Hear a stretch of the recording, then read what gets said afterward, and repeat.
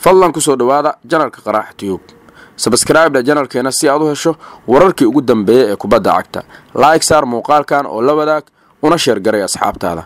Waxaan idin la wadaagi doonaa kulamada guud ahaan maanta laga ciyaari doono shanta horyaal ee ugu waaweyn qaaradda Yurub iyo falanqeyn kooban oo ku saabsan kulamadaasi. aan ku hormarno horyaalka Ingiriiska ee Premier League. kooxo badan ayaa ciyaari doona horyaalkaasi balse saddex kooxood oo waaweyn ayaa u baahan in la falanqeeyo. waa Liverpool oo xilligeena marka ay tahay 8 saac iyo bar xilliga Soomaaliya la ciyaari doonta Leicester City. kuna beegan 6 saac iyo bar xilliga UK. Liverpool iyo Leicester waa ciyaar xiiso leh. Tababaraha kooxda kubadda cagta Liverpool Jurgen Klopp ayaa doonaya markii afraad oo xiriir ah isagoo aan isbedel ku sameeynin shaxdiisa inuu garoonka soo galo. Liverpool waxa ay badiyeen 3 kulan oo xiriir ah gool laga dhalin. waa rikoor ugu dambeysay 1980. sidoo kale kooxda kubadda cagta ee Liverpool waxa ay haysataa 3 weeraryahanno oo ku wanaagsan gool dhalinta. waxyaabaha ugu muhiimsan ciyaartan ayaa ah in Leicester galabta aysan heli doonin gool dhaliyaheeda sare ee Jamie Vardy kaas oo ganax ku seegi doona kulankan. waana dhibaato weyn oo kooxdan haysata.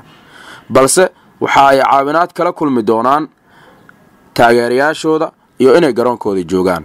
lama oga Liverpool haddii galabta laga dhalin doono goolkeeda ugu horeeya Premier League iyo haddii goolayaheeda uu ku beeri doono goolayaal badan oo afartoodii kulan ee ugu horeysay horyaal ay shabaqooda difaacdeen. saadaashaada qaybta hoosaad ka dhiiban kartaa natiijada ciyaartan iyo waxa ay ku dhamaan karto. kulanka labaad ee Ingiriiska ka jira waa Chelsea iyo Bournemouth. 11 saac markii anaga noo tahay Soomaaliya ayaa kulankan la daawan doonaa. xilliga UK-na waxay ku beegan tahay 9 saac oo galabnimo. ciyaartan waa ciyaar muhiim ah sababtoo ah tababaraha kooxda kubadda cagta Chelsea iyo Mauricio Sarri aad ayuu u soo jiitay taageerayaasha kooxda Blues. waxay markale rajeynayaan garoonkooda Stamford Bridge inay ku badiyaan. kulankii ugu dambeeyay kulankii Arsenal ay la ciyaareen kulankoodii bilowga horyaalka saddexdaasi kulanba si qurux badan ay Chelsea u ciyaartay. waliba kubad qurxoon ay soo bandhigaysaa Chelsea. haddaba Mauricio Sarri ma sii wadi doonaa qaab ciyaareedkan. waxaa la rajeynayaa markale inay dhexda ku soo bilowdaan Hazard iyo sidoo kale Mateo Kovacic. Fabregas ayaa kulankan ku seegi doona dhaawac uu qabo dartii kaas oo kulankii Wolves waa kulankii Newcastle la maqnaa. ciyaartan iyana qaybta hoose ee commentiga ayaad ka dhiiban kartaa aragtidaada. kulanka saddexaad ee Premier League maanta u baahan falanqeynta waa kulanka Man City iyo Newcastle United.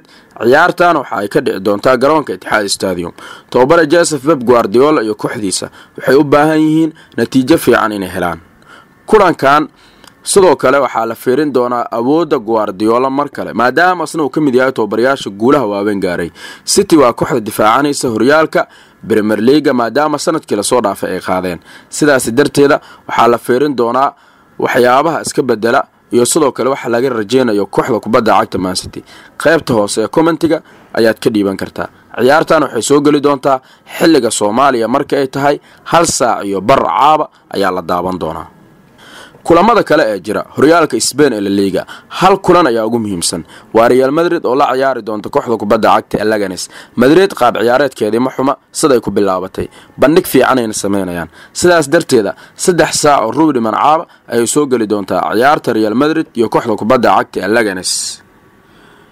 tababare Julian Lopetegui labadii kulan ee ugu dambeysay kooxdiisa ciyaartay natiijada ay heleen waxa ay ka saaciday inay number 1 ay ka galaan horyaalka Spain ee La Liga. dhanka goolasha waxay ka sareeyaan koox walba badisay oo ay ku jirto Barcelona iyaga ka goolal badan Madrid. gool dhaliyin fiican ay haystaan Benzema iyo Bale tani markii Ronaldo baxay kooxda si fiican ay u samata bixiyeen. sidoo kale Spain marka laga soo gudbo waxa jira horyaalka Talyaaniga Serie A. Parma waxay la ciyaari doontaa Juventus saacadu dhankeena markay tahay 3 saac iyo bar caaba. Bologna iyo kooxda kubadda cagta Inter Milan way ciyaari doonaan. El Gara Ronaldo ayaa markale loo lahaan doona. labadiisi kulan ee ugu dambeysay horyaalka Talyaaniga Serie A gool ma dhalin. ciyaarta galabta ama caaba andhahe ayaa la ogaan doonaa waxa uu qaban doono. waad ku maasan tahay daawashada warbixintan. waan kaaga mahadcelinaynaa. dhammaan kulamadan saadaashooda qaybta hoose ee commentiga ayaad nagula wadaagi kartaa anagoo soo qaadan doona daawadayaasheena saxay saadaasha saxda ah ee natiijooyinka kulamadan hal warbixin ayaana ka sameyn doonaa. mahadsanid.